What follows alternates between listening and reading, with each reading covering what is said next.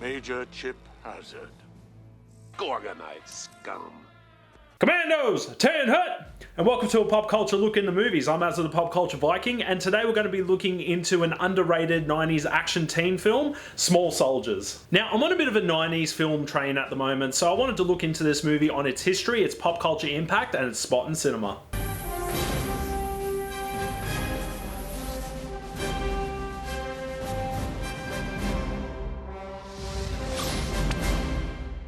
Now, before we get started, guys, if you do like videos like this, don't forget to hit that notification button. Don't forget to like, share, and subscribe. And if there's a movie that you guys would like for me to look at, feel free to comment down below. And if you're just joining us, feel free to click here for our previous episodes. And with that being said, and with spoilers ahead, let's get into it. Production began on Small Soldiers in 1997 with a summer release date of 1998, along with studios like DreamWorks and Universal Pictures in works of the film. The story of Small Soldiers was created by 4 different writers, including Gavin Scott, Adam Rifkin, and along with Ted Elliott and Terry Rossio, who have been featured in our 1998 Godzilla episode, insert shameless plug here, but will later work on Shrek and the Pirates of the Caribbean films. Joe Dante was chosen as director, who is famous for making horror films like Piranha and The Howling, but his most famous film is the beloved classic Gremlins. Dante was specifically chosen to direct Small Soldiers due to his experience with working with puppets and animatronic characters, but also was known for his creative mind when making films like this. And of course it does help that Joe Dante has worked with Steven Spielberg, who is the founder of DreamWorks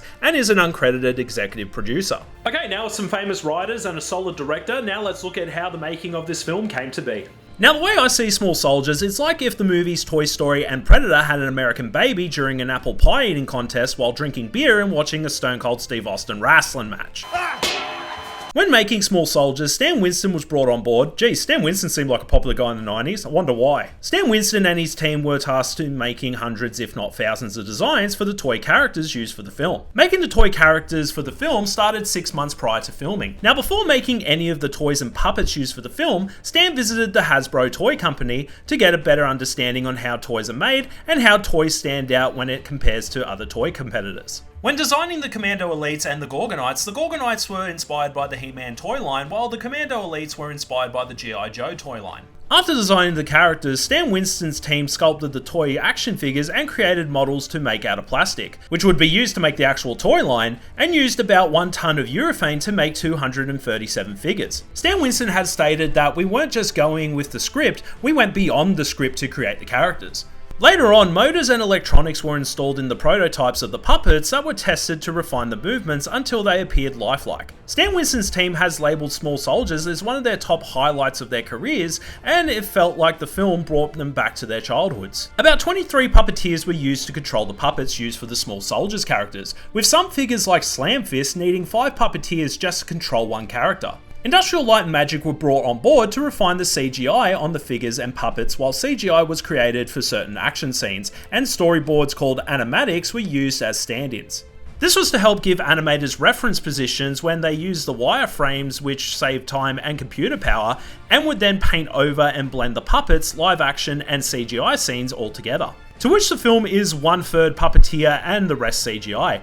To which both ILM and Stan Winston Studios have praised each other for working together to bring the toys to life. Okay, now that the effects and the toys were created, now all that was left was the cast. Now, I was surprised with how stacked this cast was, especially when revisiting this film. We'll start with the human characters. Kirsten Dunst as Christy, we're talking young pre-Spider-Man Kirsten Dunst. Gregory Smith as Alan, which Joseph Mazzello, who played Tim in Jurassic Park, auditioned for but didn't get the role. Probably stole Steven Spielberg's last Danish on the set of Jurassic Park is probably the reason. Jay Moore as Larry. Kevin Dunn as Stuart, who was the go-to actor to play a typical American dad. Dennis Leary as Gil Mars, which doesn't the look of his character make you think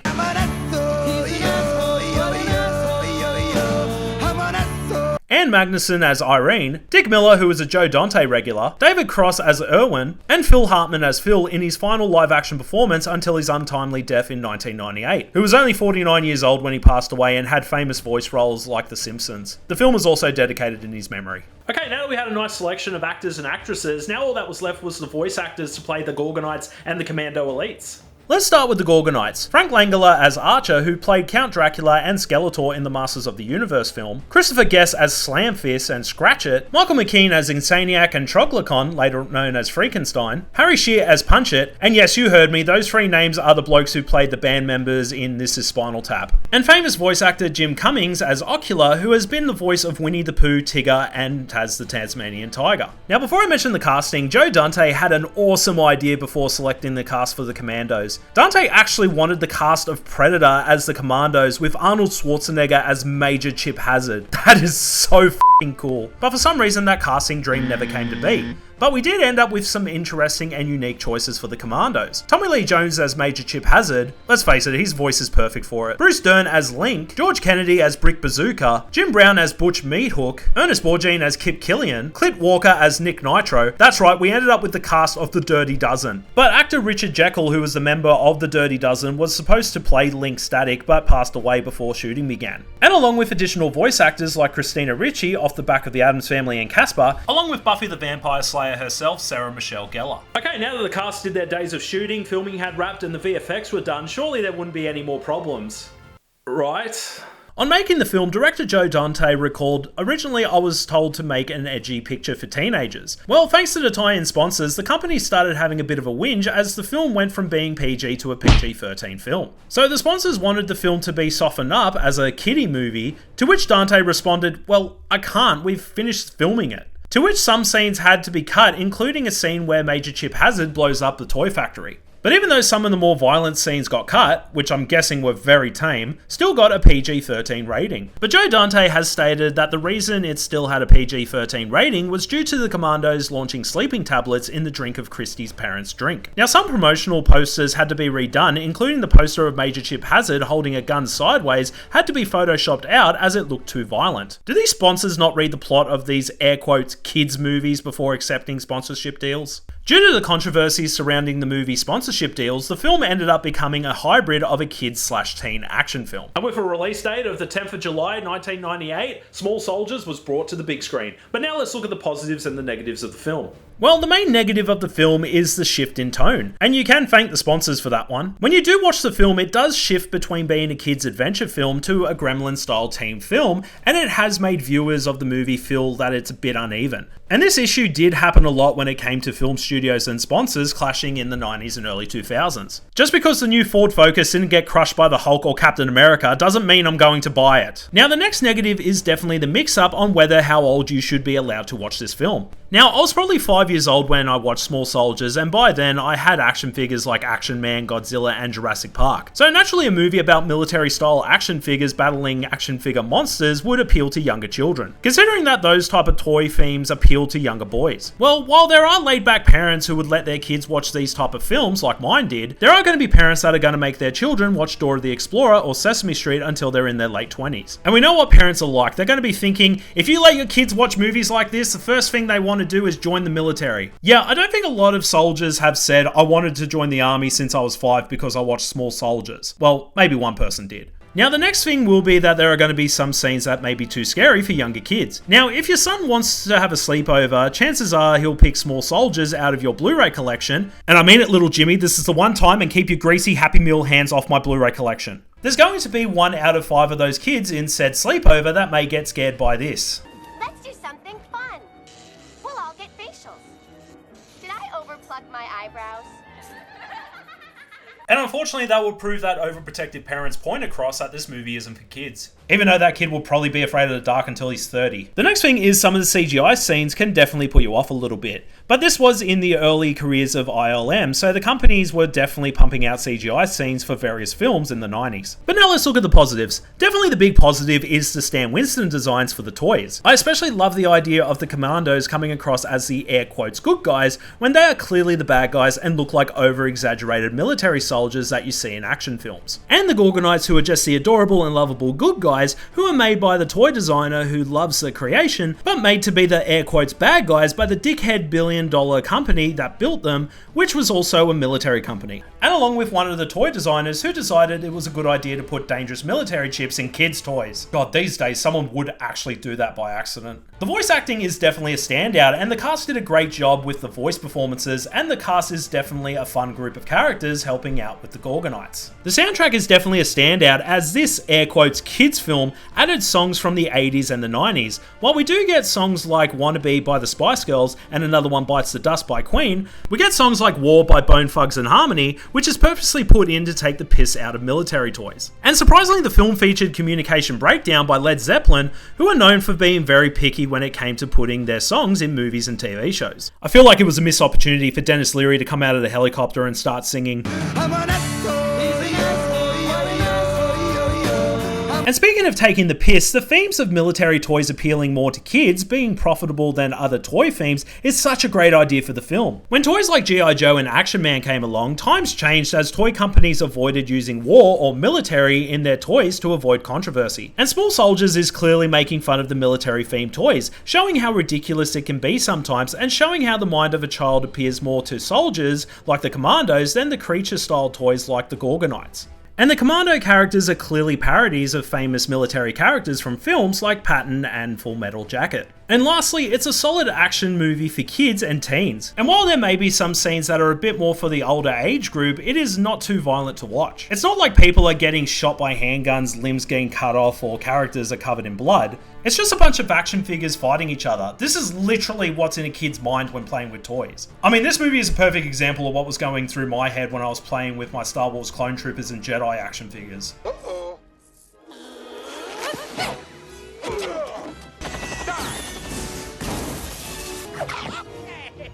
Let's have a round and round of applause for Archer, emissary of the Gorgonites. Okay, now that we looked at everything we could, what about the overall story of the film? 15-year-old Alan, who is the son of a toy store owner, tries to bring some new action figures to the shops, the Commando Elite versus the Gorgonites. But the toys are brought to life and Alan's family and neighbours are caught in a war between the two toy lines, bringing war and action to the local neighbourhood. And lastly, what did fans and critics think of the film along with its box office, merchandise and marketing? Well, the film has received mixed reviews with a Rotten Tomatoes score of 49% and with an audience score of 45%. Critics have praised the film for its CGI and practical effects. Most critics were disappointed in the story, however, as some of Joe Dante's previous films like Gremlins had more spirit than Small Soldiers. Critics have compared the film to Gremlins but with toys. And notorious film critics Gene Siskel and Robert Ebert gave it 2 thumbs down. Everyone's favourite film critic Roger Ebert gave the film 2.5 out of 4 stars, saying the toys are presented as individuals who can think for themselves,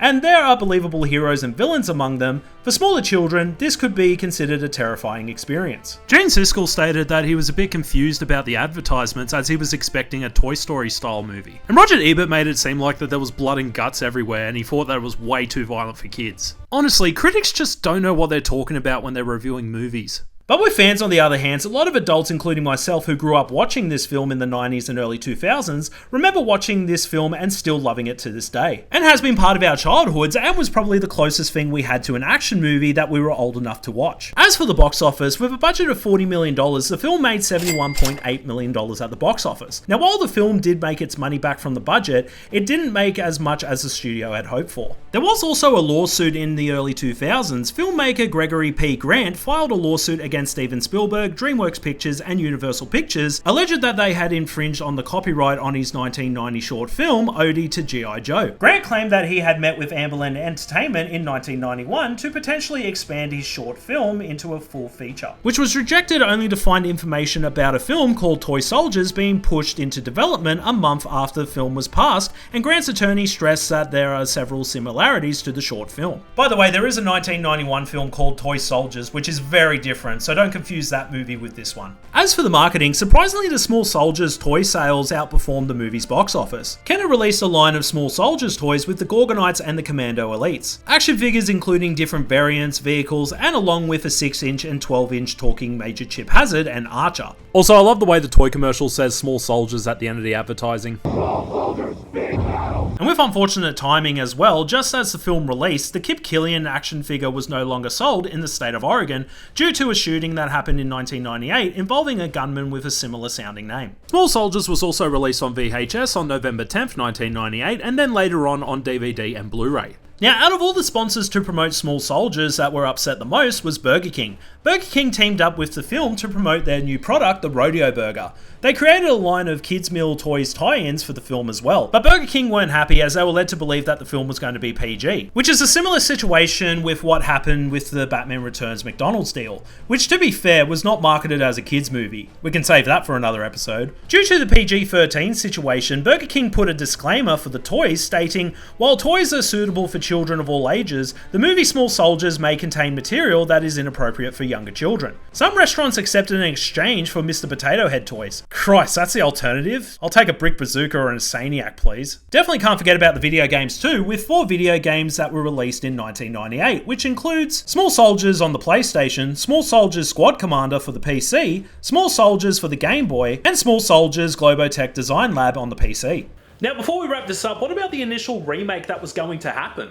Now, this is interesting. A remake of Small Soldiers was in development by 20th Century Fox called Toymageddon. The script was purchased in January 2014, and director Justin Lin was set to produce the film. The story was described to be set in a toy factory that begins to run amok, but at the time it was not stated to be a remake of Small Soldiers. However, due to the acquisition of 20th Century Fox by Disney on March 20, 2019, Disney later in August cancelled the film along with over 200 other projects, which was revealed that the film was intended to be a remake of Small Soldiers. See, Disney, this is why we can't have nice things. Now, looking back at Small Soldiers, while it's not a perfect film for critics, fans and teens who have watched the film see it as part of their childhood and is an action movie that you're happy to let your kids watch until they're old enough to watch Terminator or RoboCop. Unless if you're one of those rebel parents that will let your kids watch anything. And with the tie-in sponsors, it did feel like a bit of an overreaction considering that action figures are a profitable toy market and the violence in the film is pretty tame. But also the miscommunication was definitely an issue and the sponsors should have looked into the story and plot of the film before taking the deal. But looking at this film, it's an entertaining film with kids' toys running amok, which isn't shy to make fun of the ridiculousness of toy companies using military toys to attract kids for profits. And having a solid cast of both character performances and voice performances, and thanks to the short film Small Soldiers War for the Necron that was released on YouTube in 2023, the original Small Soldiers has made a bit of a resurgence thanks to the short film. And since there were plans for a remake which never came to be, I think it is time for Small Soldiers to be pulled out of the bottom of the toy box and introduced to the next generation of young kids and young teens. But that's all we have for today, guys. Let me know your thoughts on Small Soldiers, and if you do like videos like this, don't forget to hit that notification button. Don't forget to like, share, and subscribe. And if there's a movie that you guys would like for me to look at, feel free to comment down below. And with that being said, I'm Azza the Pop Culture Viking. Always love pop culture, and don't forget to smile. Miss Hoover, the movie's over. Down in front!